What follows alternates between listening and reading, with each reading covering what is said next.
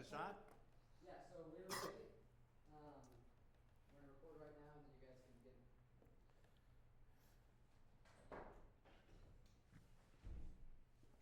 We start right now? Count to 10 and then start. I'm gonna look at that. I'm gonna count to 15 because I'm gonna look at that clock up there.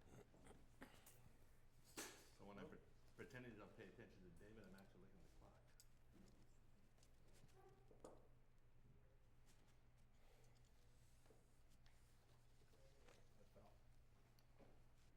Hello and welcome to Community Focus. I'm Larry Strother, and with me today is David Young of the Event News Enterprise.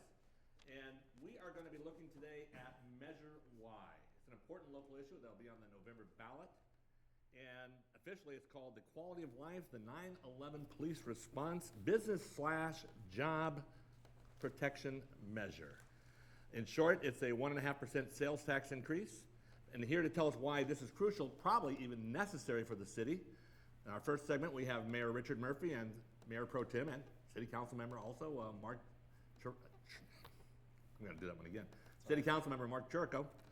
And anyway, Mayor, why don't you start off?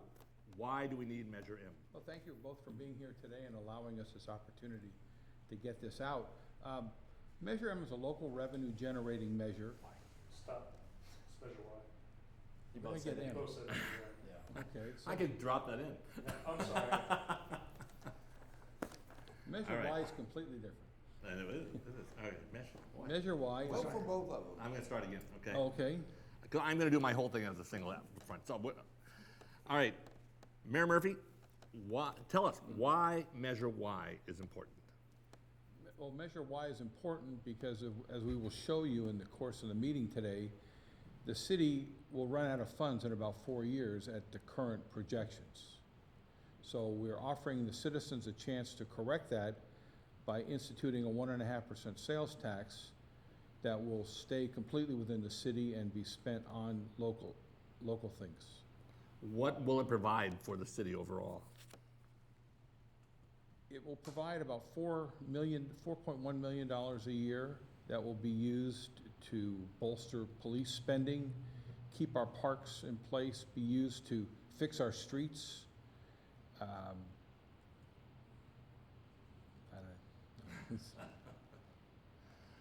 know. You want to phrase that again, or what? Take two. Ask me the question again. Well, you want to just take a quick look there? I mean, this is kind of like a run-through for it, because I know. I got the first half of it right. You were going pretty good there. Okay.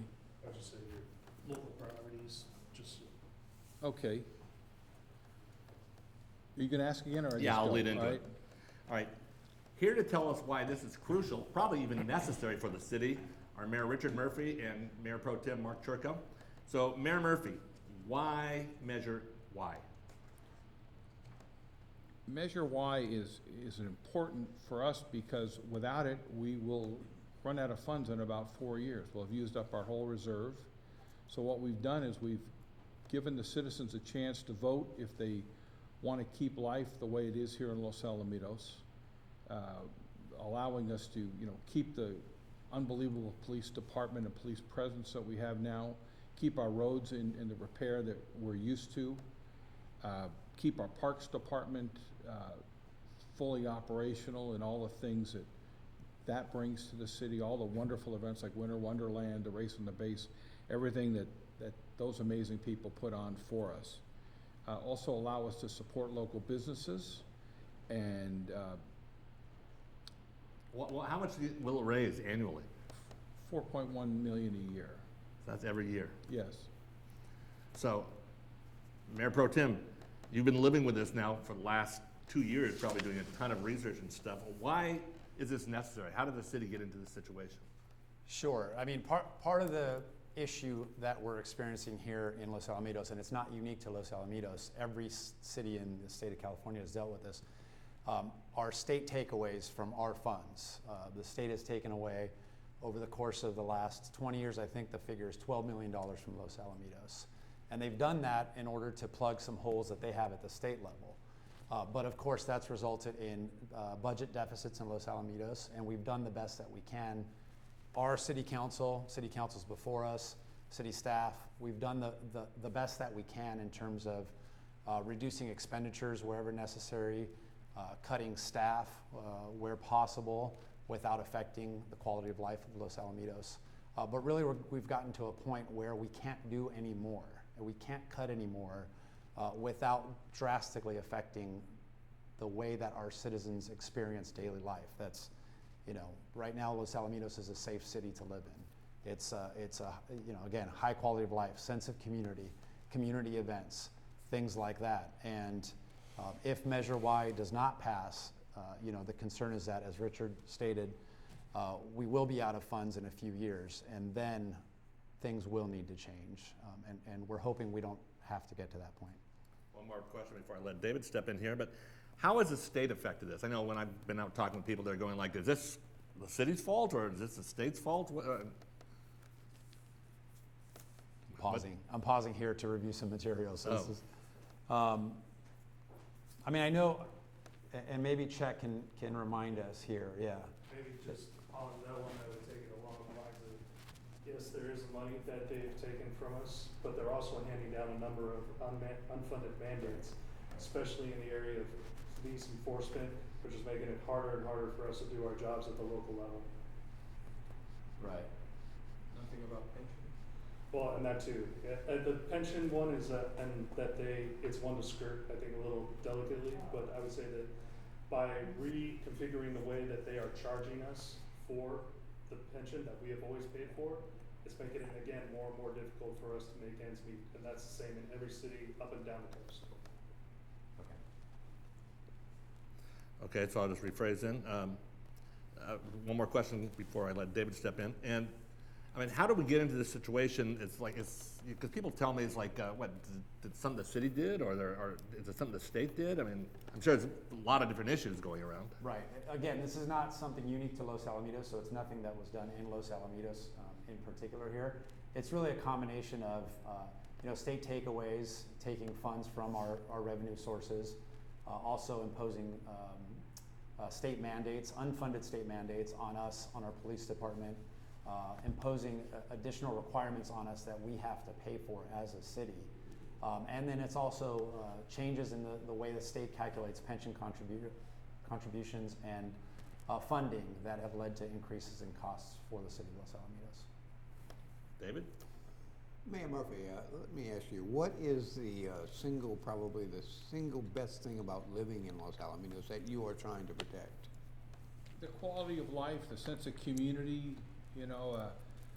Our colleague Shelley Hasselbrink loves to say, I want a city that my grandkids will be happy to live in. And I think the greatest testimony for Los Alamitos is the amount of people who grew up here who move back, who come and buy an expensive house and move back in. They want the school district for their kids, they want the police protection, and they want that sense of community. It's kind of a snapshot of Mayberry, in a way. And how does a properly funded government figure into that picture? We are able to do the things that keep the quality of life, both on the infrastructure level, keep the streets repaired. It's very easy as we've all seen, to kick the can down the road on repairing the streets and trimming trees and things like that. But eventually you get so far behind, you can't catch up. So you need to budget and keep those current. Also, like on the Parks and Recreation side, we started Wonderland, I'd say 4 years ago, I think, and it was a couple hundred people, and now it's thousands, taking up 2 city blocks of people coming out, and the race on the base, all those things that our unbelievable Parks Department puts on, that I think they probably provide the same services as a city 4 or 5 times as large. So it's safe to say that it's a good government is seamless. People really don't see it, they don't notice it, but without it, they would really start to notice it really quickly. Yes, they would. Right now, our city manager's done a wonderful job balancing the budget, but we balance the budget by cutting a lot of services that right now are unseen. What we're trying to say is, going forward, you're going to see them, and that's why we're asking the citizens to approve the sales tax. Mr. Turco, you have fought almost like wrestling an alligator, this budget, with Councilmember Shelley Hasselbrink. And you have looked at I would imagine, every possible solution. You probably looked at a number of alternatives. And why is it that this is the only way? What have you looked at that just won't work, and why is this a good thing for the city? Sure. So you're right. We've looked at every possible avenue to address this projected budget deficit. We've looked at ways to increase revenue and ways to decrease costs. And we made a list of, I think it was 35 or so items. And we went through each. We listed pros and cons for each. And we listed also the anticipated revenue enhancement or cost reduction for each of those items. And this really came out as the only viable option that would close the budget deficit that we're facing, that would not impact our quality of life, and that was not borne solely by the residents of Los Alamitos. I mean, one of the other things, as an example, that we looked at was a parcel tax, which has been considered in other cities. However, that's a significant tax on property in Los Alamitos, and only residents, renters, they would be passed through an increased rent, or homeowners and their property taxes would pay that directly, a significant cost. The sales tax instead, it closes the budget deficit, and it's a relatively smaller amount. It's 1.5 cents per dollar spent on certain items, certain expenditures within Los Alamitos. And it's borne by, yes, residents, but also visitors, people that pass through Los Alamitos and go shopping in Los Alamitos. And so because of that, and all of these options are on the website, I believe. And so, I would encourage any residents that are curious about what we evaluated, specifically the list, to go on our website and take a look at that. But really, this was the one option that accomplished all of the things that we needed to accomplish in order to keep the city as it is. So you, in essence, both of you, represent the citizens, and you have looked on their behalf at every opportunity to make a change any other way. We have, and we've also gone out to the citizens. I mean, we've had dozens of budget standing meetings, which were open to the public. We've had our city council meetings where we addressed this. We had a number of community meetings where we went to parks and the community center and other facilities within the city. We went out to the Chamber of Commerce and other organizations within the city to provide a presentation and to garner feedback from our residents. In addition, we put out multiple surveys with the help of a vendor to get information from our residents about what's important to them, and also to get their opinion on different potential avenues for addressing the budget deficit. And like you said, we're here on behalf of the citizens. We live in the city, of course, and hopefully I'm not speaking out of turn for Richard here, but we both believe that this is the way forward for Los Alamitos. Thank you. One final question for this segment.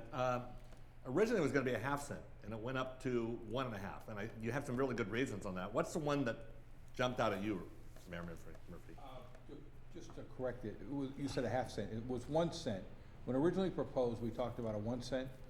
What happened was we looked at this 10-year cash projection. I don't know if you can show it later on, but We'll put it up there. the 10-year cash projection we voted on last December, that we all recognize that unfortunately, this is the current projection and path that Los Alamitos is on. And we need to do something about that. So that was the impetus. And at that point, we talked about 1%. As we got into this, we realized that under the state law, you're only allowed 2% over the base, and the OCTA has already taken 0.5%. So it left a 1.5% that we could raise the tax. And we realized that if we did not take it for our city and keep it within the city, that some other regional group or state group would probably come in and take that tax somewhere shortly down the road, not too far away. And we all know the state's desperate for cash, and they're looking wherever they can get money. And so we want to keep this money within Los Alamitos. toot our own horn for 1 second, we think we're showing foresight by doing the 1.5% rather than the percent, because as a historian for the city, Larry, you know, people still question, how come the racetrack's in Cypress? How come the shopping center's in Seal Beach? All the things that city council probably should have been more proactive on at the time. And so I'm proud to say, we're being proactive here, trying to corral this money and keep it within the city. All right. When we come back, we will be talking with City Manager Chet Simmons and Police Chief Eric Nunez.